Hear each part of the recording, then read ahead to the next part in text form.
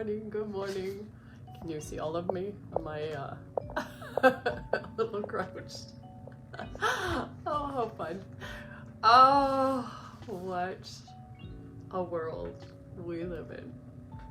Did you see the post with my mom as my hot date for Sunday dinner last night? It was so great. Good morning. My poor dad is kind of starting to come apart, so he asked me if I could just pick up my mom, take her, and it was really special. It really,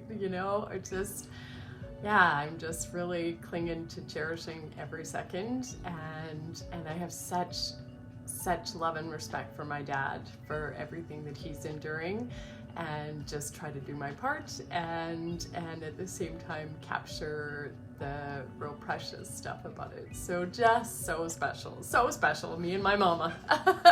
And we got to go to clients' place, some new people to Fort Nelson, and they're just so deeply appreciative, and they're just in love with our little town, and oh, I just love people. So yeah, so happy. So glad to see you. Oh my God, I love you so much.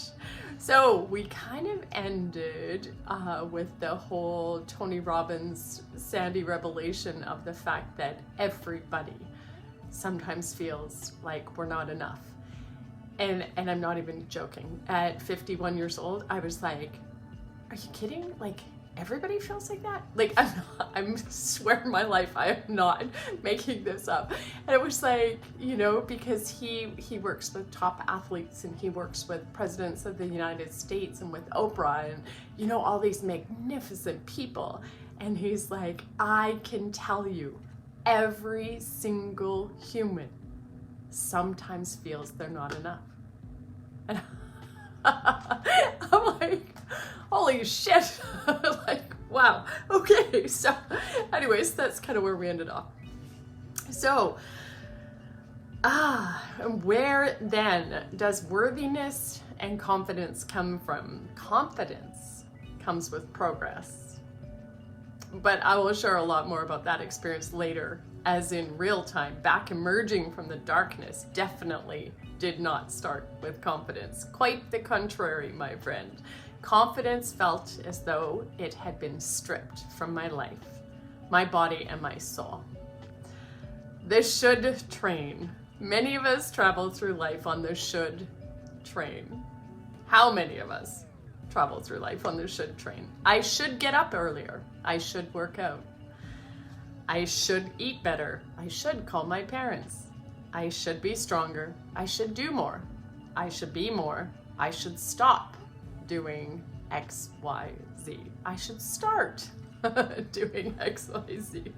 I should go, blah, blah, blah. I could literally fill pages with my own should train journey. What if that should train turned around and headed up the mountain where the air is clear and the view is spectacular?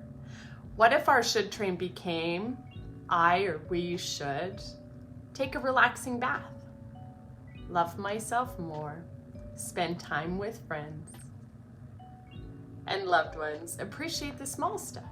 I should learn a new sport or a new language, and should be kinder and gentler to me. That's you. Just saying. How about the enough train? Like the should train, this train runs in two very different directions. Heading into the valley that the train feels like I'm not enough, I don't have enough, I don't give enough, I don't get enough, I don't love enough, I don't meditate enough, I don't exercise enough, I don't eat enough healthy food, I don't drink enough water, I don't see my kids enough. Get the picture? Turn that train around and it feels a lot more like I am enough. I do enough. I pay enough taxes. Just kidding.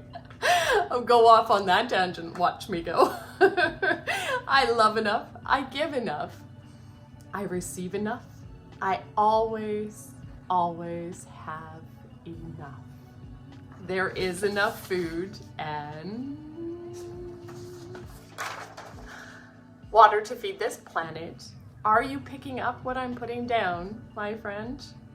Please know that in my darkest year, the trains were all headed down into the valley, and not the nice valley where the wine, where wine grapes are grown.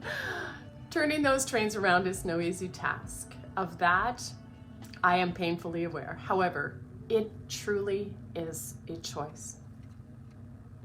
A choice to embrace awakening to the resounding fact that absolutely everything is energy.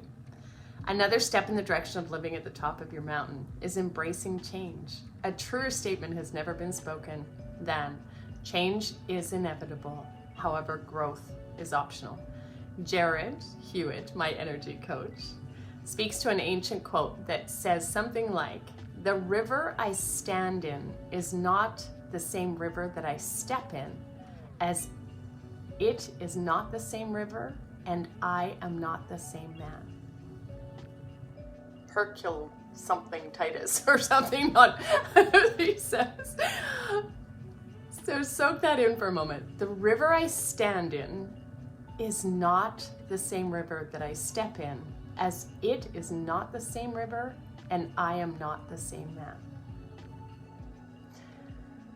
So last summer, when I was in Calgary, and one of my favorite things to do is to take Arrow, the super lab, my son's dog, down to the river and throw the ball for him. And I was doing one of Jared's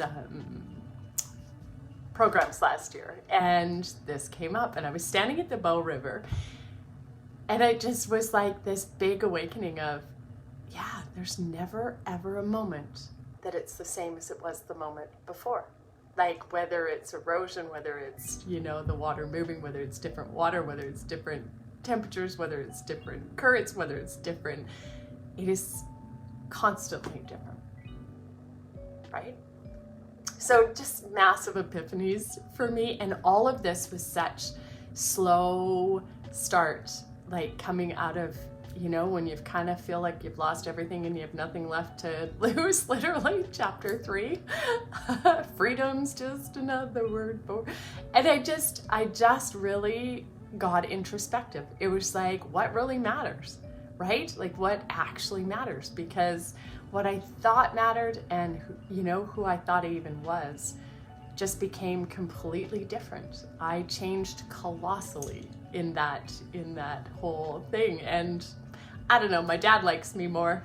There are definitely people who like me a lot less though too, because I really don't hold back and I don't put up with stupid people. I'm done with it. And so yeah, I've created some waves in real estate and all kinds of stuff, but I don't care. I really don't care.